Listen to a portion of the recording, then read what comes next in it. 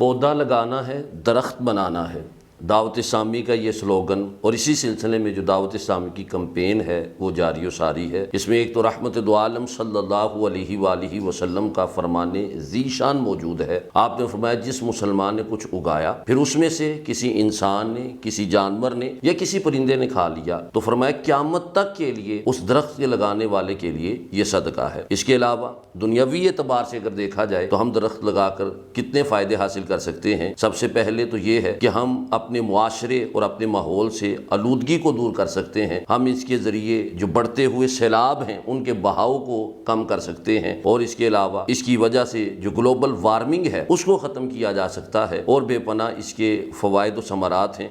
तो आइए हम कोशिश करें कि दावत इस्लामी की इस कैंपेन में इनके साथ शामिल होकर हम भी पौधे लगाकर दरख्त बनाने वाले बन जाएं।